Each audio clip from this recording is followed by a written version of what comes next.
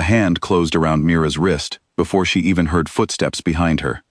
She was standing near the big window in docking bay 4, looking at the stars, when the grip tightened. It was not a human hand. It was cold, hard, and had too many fingers. She turned her head slowly. A tall alien stood over her. His skin looked like dry rust, and he had 4 arms instead of 2. His name was Threll, and he was smiling in a way that showed he thought this was funny. "Small pink thing," he said. "I wonder how you bend." Mira did not scream. She did not step back. Something inside her simply became still and sharp, the way it always did when someone touched her without asking. Nobody else on the station moved yet. A few workers glanced over, then looked away, thinking this was nothing serious. A 17-year-old girl and a big alien trader. Everyone assumed the story would end quietly, with her pulling her arm free and walking off embarrassed. That is not what happened. Mira turned into the grip instead of away from it. Her free hand shot up and locked onto Threll's arm, right at the soft joint between 2 hard plates. She twisted hard and fast. Threll made a sound like metal grinding against metal. His whole body jerked, and 2 of his other arms swung out and knocked over a stack of storage boxes. The crash echoed through the bay, and heads turned all across the deck. "Let go," Mira said, calm and clear. "You're standing on my foot, and that's rude." He did not let go right away, because he was too surprised to think clearly. So Mira stepped closer instead of backing away, which nobody expects from someone so much smaller. She drove her elbow up into the center of his chest, right where his breathing plates met.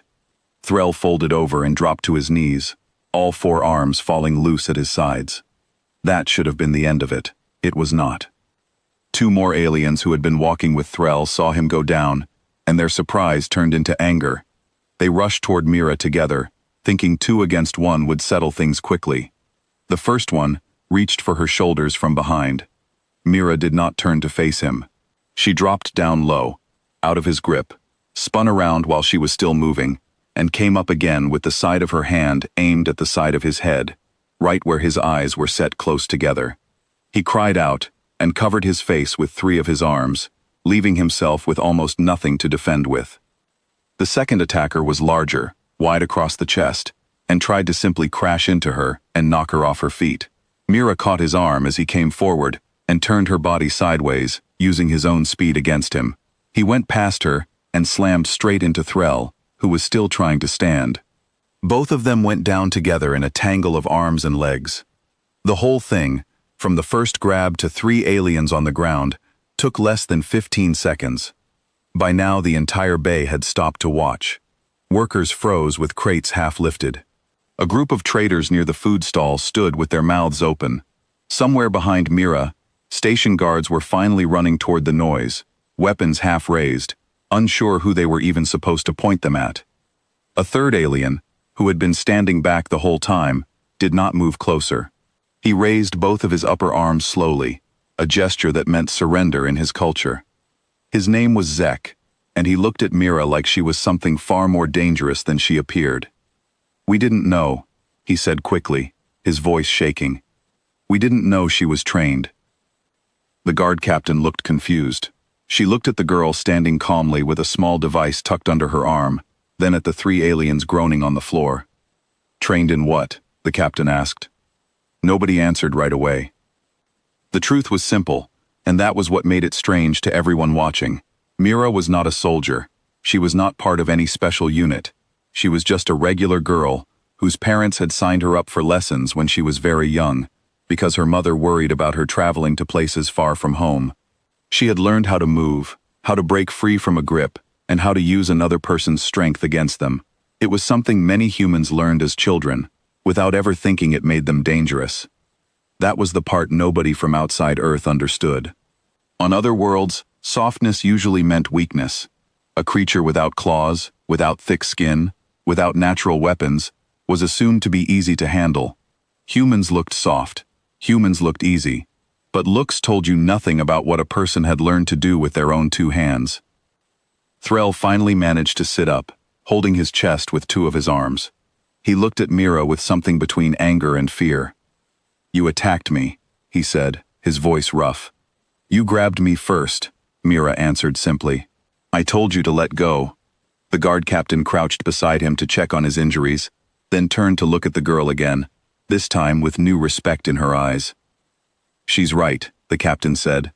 There's a camera right above that window. It caught everything from the start.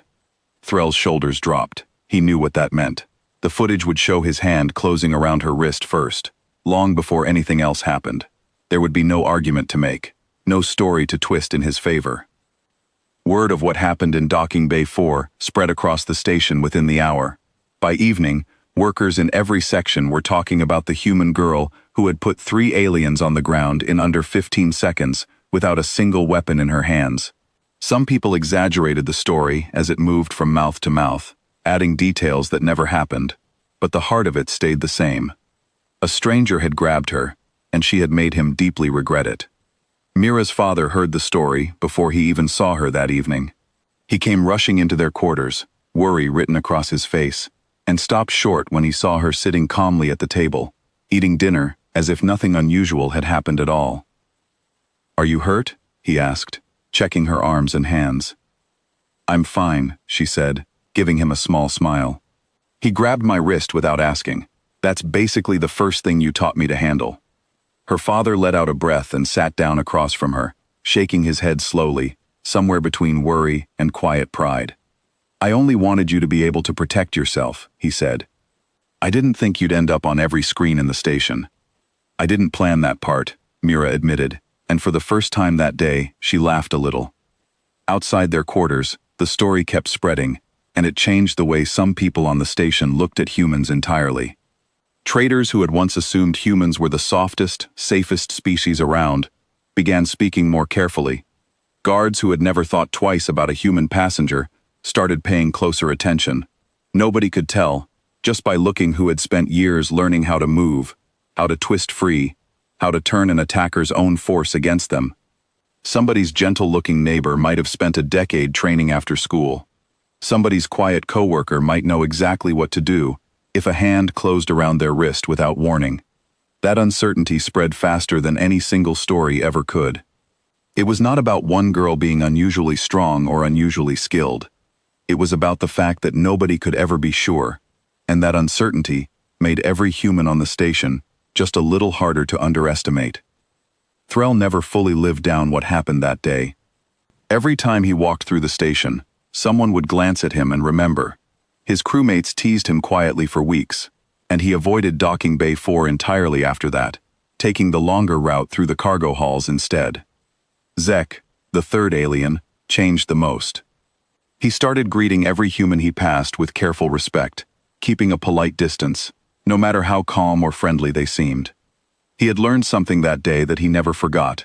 Appearances told you nothing about what a person could do when they needed to. As for Mira, she went back to her ordinary routine within a day or two. She still spent her afternoons near the big window in Docking Bay 4, sketching the ships and the docking arms, exactly as she had before. The only difference was that now, when she stood there, nobody dared to walk too close, and nobody ever again reached out to grab her without thinking twice. She never asked for the attention the story brought her. She never wanted to be known as the girl who put 3 aliens on the ground in 15 seconds.